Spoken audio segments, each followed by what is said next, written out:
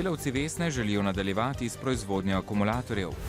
Denarja za celostno izvajanje programa Dora ni dovolj. 80 let društva, ki pomaga gluhim, naglušnim in gluhoslepim ljudem.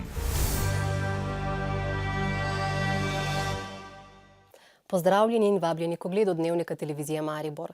Akumulatorja Vesna se še vsi dobro spomnimo, čeprav je od propada te mariborske tovarne minilo že 7 let. Izdelki so bili kakovostni in poznani v regiji, zato bi nekdanji zaposleni radi znova zagnali proizvodnjo. V ta namen bi, po zgledu delavcev Armala, ustanovili zadrugo. A ker so tudi naslednice tovarne Vesna pristale v stečaju in za seboj pustile večmilijonske dolgove, je nadaljevanje proizvodnje zelo negotovo. Vesna je prezadolženo v likvidaciji končala leta 2006. 220 delavcev je ostalo na ulici. Delo bi radi nazaj, pove nekdanji zaposleni Miran Vodovnik. V Mariboru je dosti tovarn, ki je zaprtih. Delavci so na cestah, in mi smo pomislili na to, da bi se delavci združili, če bi delavska zadruga uspela. Praktično bi mi bili vsi enaki. To soboto nameravajo po vzoru Armala ustanoviti zadrugo. Če jim bo uspelo, bi lahko delo tukaj dobilo tudi do 100 ljudi. V glavnem podporo imamo od bivših sodelavcev ogromno. Jaz mislim, da bi se jih dosti zaposlilo, tudi iz tujine bi nazaj prišli. A zagon podjetja najverjetneje ne bo preprost. Leta 2008 je s proizvodnjo nadaljeval Akubat, ki je kasneje ustanovil še Pro in Store. Oba sta lani končala v stečaju. Marca letos pa je ugasnil tudi večinski lastnik Interbat. Skupaj so zapustili skoraj 15 milijonov evrov dolgov. Delavci se bodo morali dogovoriti z vsemi stečajnimi upravitelji, za zagon proizvodnje pa bodo morali pridobiti tudi uporabno dovoljenje. Podjetje, ki je zaključilo proizvodno, celotno lokacijo tudi sanirati, in tukaj morajo biti zelo previdni delavci, da ne bi po morebiti nevednosti prevzeli bremen sanacije za zagonom. A ker je Akubat, ki ima v lasti tovarno in stroje, v stečaju pristal šele predvčerajšnjim, se bodo lahko delavci o morebitnem najemu dogovarjali predvidoma šele marca. Od junija so v Mariborskem kliničnem centru v okviru preventivnega programa Dora, ki je namenjen zgodnjemu odkrivanju raka na dojkah, pregledali okoli 700 žensk, starih med 50 in 69 let. A žal v Mariboru nimajo dovolj opreme, niti zaposlenih za obdelavo analize slik in diagnostiko, da bi lahko pregledali še več žensk. Matildo Turner prestrežemo na hodniku pred prostori, kjer opravljajo presejalni program. Povabila Dore se je razveselila, hkrati pa je zaskrbljena, saj bo to njen prvi pregled. Jaz sem to tako si želela, ker že leta in leta moj ginekolog je šel v penzijo, v Rušah me niso sprejeli. Prepričana je, da so ženske zunaj mestnih občin pri preventivi zapostavljene. Nisem prišla ne do napotnice, pa ne do česar, dok nisem za to zvedla. To je žalostno, veste. Samo v Mariborski regiji je skoraj 15 000 žensk, ki jih je treba pregledati. Po kriterijih Dore bi jih letno tako morali obravnavati več kot 7 000. Mi imamo samo en mamografski aparat, se pravi eno enoto. In s to enoto seveda ne moremo pokriti niti celega področja mestne občine, niti kaj šele Podravske regije, kaj šele Štajerske. Da bodo pregledali čim več žensk, bodo v Ljubljanskem centru po novem en dan v tednu namenili samo diagnosticiranju v programu Dora. Leta 2012 je bil plan, da pokrijemo celo Slovenijo. To se pač ni zgodilo. Vsak center bi po mojem moral imeti 3 mamografske digitalne aparate, 1 do 2 ležeči mizi. Jih je pa presenetila novica, da bo zdravstvena zavarovalnica z novim letom na območjih, kjer teče program Dora, ukinila plačevanje preventivne mamografije. Dora ta hip ni sposobna prevzeti vseh teh žensk. Že doslej so ženske na te preglede čakale več kot 1,5 leta. Prav zato se lahko zgodi, da bo neodkritega raka še več. Društvo gluhih in naglušnih Podravja Maribor deluje že 80 let. V tem času so pomagali številnim članom in odpravili marsikateri stereotip o gluhih v družbi. A dela jim nikoli ne zmanjka. Gluhim, naglušnim in gluhoslepim skušajo pomagati pri nakupu pripomočkov, za kar morajo sicer poskrbeti sami z lastnimi sredstvi. Tudi pri iskanju zaposlitve so članom v pomoč.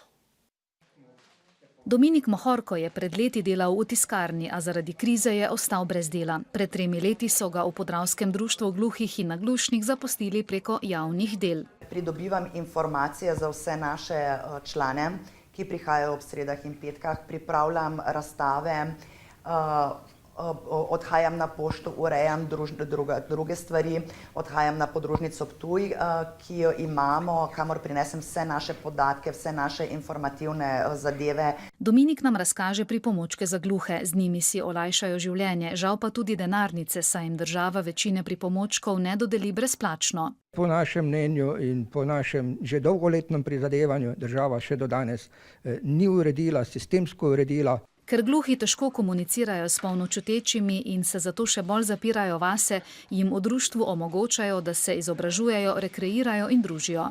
Pomagamo zagotoviti tem ljudem enakopravnejše vključevanje v življenje in delo v družbi. Svetujemo, informiramo v njim razumljivem jeziku, v znakovnem jeziku. Za tečaje znakovnega jezika je vedno več zanimanja. Ta je neizogiben, ko imajo gluhi opravke denimo v bolnišnici ali na občini. Zaposleni v mestni upravi smo imeli tečaje prav organizirane, kako delati, kako ravnati, ko se sreča z osebo, ki ima kakršnekoli primanjkljaje, ne samo gluhe, tudi slepe in tudi slabo pokretne. Če grem v trgovino ali če grem na pošto, se potrudim in običajno te stvari urejam sam.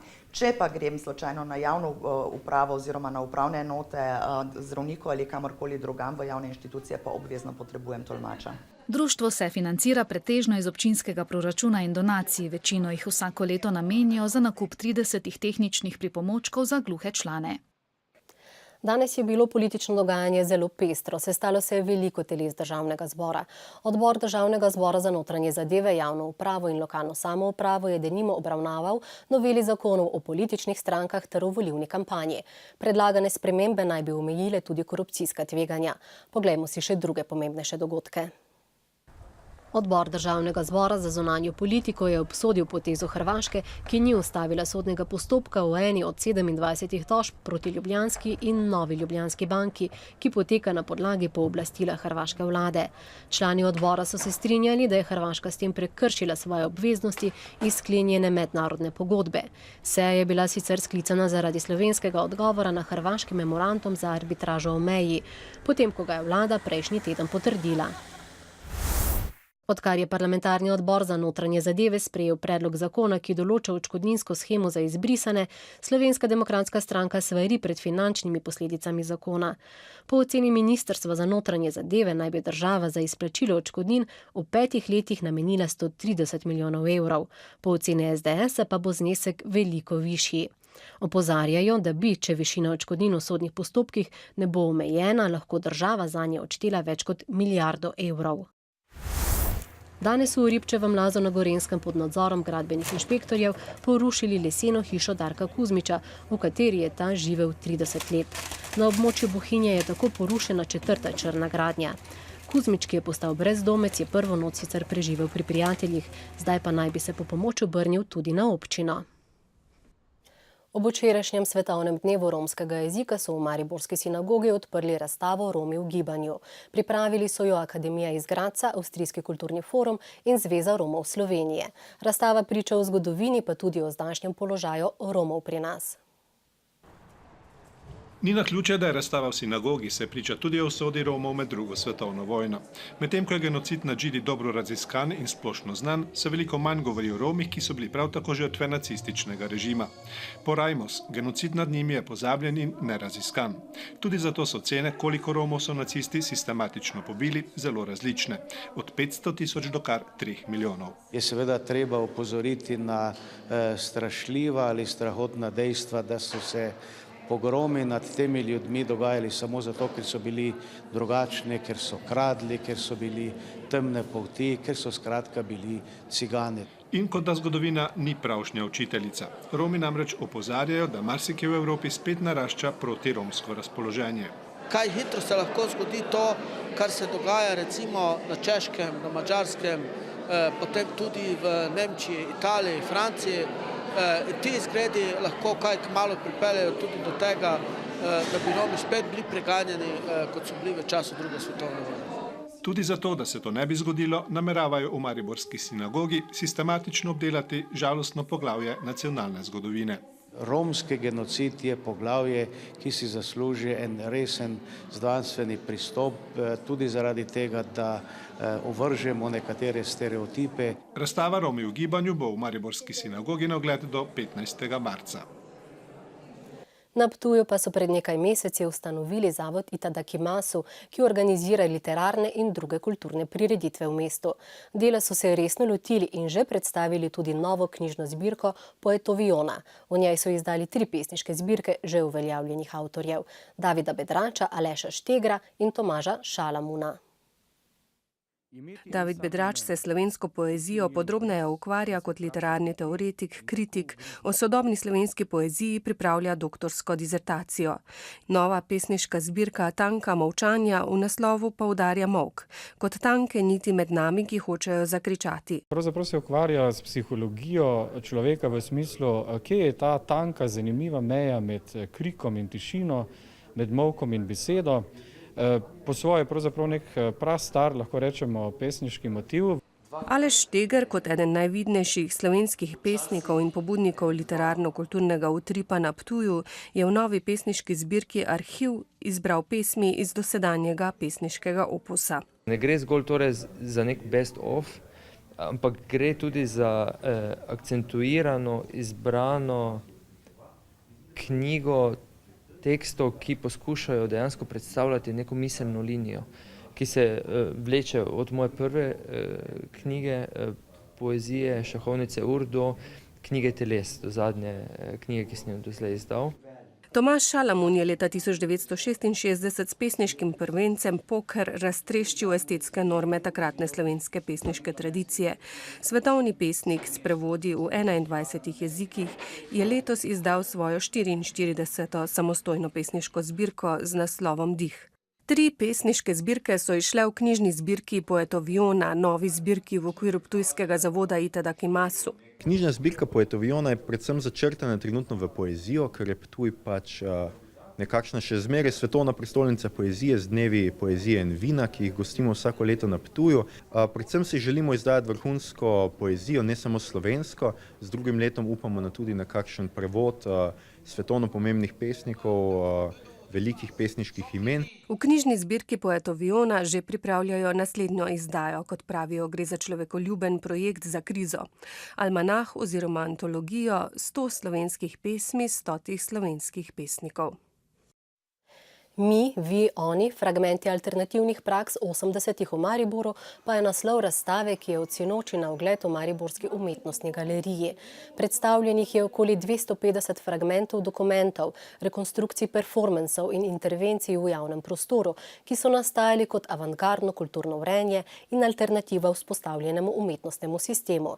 Takratni čas sta prav tako kot danes zaznamovali ekonomska in politična kriza, širila pa se je tudi potrošniška kultura. Razstava bo na ogled do 8. februarja. Slovenske nogometne prvake pa jutri čaka 4. tekma v Evropski ligi. Nasprotnik bo isti kot v 3. kolu belgijski Zulte Waregem, ki pa tokrat prihaja v Ljudski vrt. Še zmeraj odmevata zadnja prvenstvena poraza vijoličastih, zlasti nedeljski s Triglavom.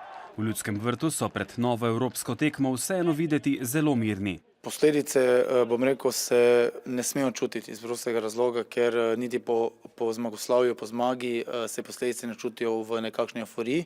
Poskušamo držati čim bolj ravno linijo, pomeni, da smo v zmagah veseli, ne euforični, da smo v porazih se naučimo iz napak, ampak da nismo na tleh.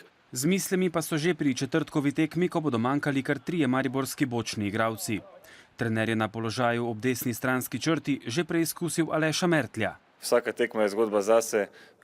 Jaz verjamem v svoje sposobnosti, da lahko dam tisto, kar največ dam tudi na tej novi poziciji. Kot trener zahteva od mene, jaz bom spoštoval njegove in upošteval njegove nasvete. Ekipa je danes izpolnjevala trenerjeve zamisli v dežju na razmočenem igrišču. Vemo, da naša želja je igrati čim bolj kombinatorno, da imamo igralce takšne profila, kateri želijo igrati. Pomeni, da nam igrišče, blato ne gre na roko, ampak upam, da se bo naredilo vse, da bomo imeli čim optimalne pogoje. Je pa dejstvo, da so pogoji za obe ekipi enaki. Oni bojo sigurno drugače pristopili, kot so seveda doma. Mogoče so nas doma tudi celo malo podcenjevali. tako da jaz pričakujem dosti težjo tekmo. Vse skupaj pa ne spreminja mariborskega cilja. Še drugič premagati belgijskega podprvaka in ga skoraj že izločiti iz boja za drugo mesto v skupini. V slovenskem pokalnem košarkarskem tekmovanju so odigrali prve tekme tretjega kroga. Nekaj ekip si je z visokimi zmagami praktično že zagotovilo napredovanje v naslednji krog. Med njimi je tudi ekipa Maribora Nove KBM, ki je klub Terme Olimje iz Podčetrtka premagala z rezultatom 106-75. Zmaga je sicer bila pričakovana, ampak to ne pomeni, da se nismo potrudili, da se nismo morali potruditi. Met nam je stekel, žal smo igrali brez Mihe Fona, ki ima male težave s peto, in brez Esmira Rizviča, ampak mislim, da smo vsi ostali pošteno odigrali tekmo, tudi ti mlajši sklopi so dali svoj doprinos, tako da mislim, da je bila to precej dobra tekma. Saj ni res, bi lahko rekli za naslednjo novico, ki prihaja iz Indije.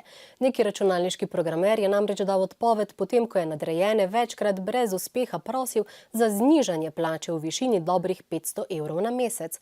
Zaradi, po njegovem mnenju, previsoke plače se je počutil slabo, saj je velika večina somehčanov živela v revščini. Ker mu nadrejeni niso ustregli, je odšel. Poglejmo še drugo dogajanje po svetu. V Grčiji poteka že 5. splošna stavka. Delavci v zasebnem in javnem sektorju stavkajo proti varčevalnim ukrepom, ki jih zahtevajo mednarodni posojilodajalci, sprejema pa grška vlada. Težave nastajajo v letalskem in železniškem prometu. Trajekti so ostali privezani v pristaniščih, državne bolnišnice pa delajo z minimalnim številom osebja. Španska vlada se mora braniti pred točo kritik, potem ko se je odločila, da bo javnofinančni primanjkljaj nižala tudi z ukinjanjem štipendij programa Erasmus, in to kar sredi šolskega leta. Vlada je nato naredila korak nazaj in napovedala, da bodo Erasmusovi študentje vendarle prejeli denar, na katerega so računali, ali še to šolsko leto. V naslednjem šolskem letu pa štipendij za Erasmusove študente, vsaj tiste, ki niso med najrevnejšimi, ne bo več. Kosovska volilna komisija je sklenila razveljaviti glasovanje na lokalnih volitvah na 3 voliščih v severnem delu Kosovske Mitrovice, kjer so v nedeljo popoldne izbruhnili neredi. Na teh voliščih bodo zato volitve ponovili. Glasovnice z preostalih volišč na severnem delu Kosova so začeli preštevati danes. Prva skupina turistov, ki si je lahko po 8 mesecih ponovno ogledala nekatere dele Bele hiše od znotraj, je doživela prijetno presenečenje, saj sta jih pozdravila Barack in Michelle Obama skupaj s predsedniškima štirinožcema. Obama in prva dama sta se z obiskovalci rokovala, fotografirala in jim razkazala nekaj soban v pritličju Bele hiše. Turistični ogledi Bele hiše, za katere je potrebno imeti rezervacijo najmanj 2 meseca vnaprej, so se ustavili 9. marca zaradi avtomatičnih proračunskih varčevalnih ukrepov. Pred koncem pa še o podelitvi nagrad Kristalni mikrofon v ljubljanskem radijskem studiu 14. Nagrado Ane Mlakar za najbolj obetavnega napovedovalca je prejel Miha Zor. Najvišje stanovsko priznanje Društva poklicnih radijskih in televizijskih napovedovalcev pa ste prejeli dolgoletna napovedovalka Radija Maribor Ida Baš in napovedovalka Radija Slovenija Jasna Rodošek. Še vremenska napoved. Jutri bo pretežno jasno, zjutraj in dopoldne bo po nižinah megla. Popoldne ali proti večeru pa se bo oblačnost na zahodu spet povečala. Najnižje jutranje temperature bodo od 0 do 5, ob morju 7, najvišje dnevne od 10 do 17 stopinj Celzija. V petek bo v vzhodni Sloveniji še delno jasno. Drugod bo pretežno oblačno, ponekod na Primorskem in Notranjskem bo občasno rahlo deževalo. V soboto bo oblačno, padavine se bodo okrepile in razširile nad vso Slovenijo. Hvala, da ste bili z nami. Naredite si lep večer in nasvidenje jutri.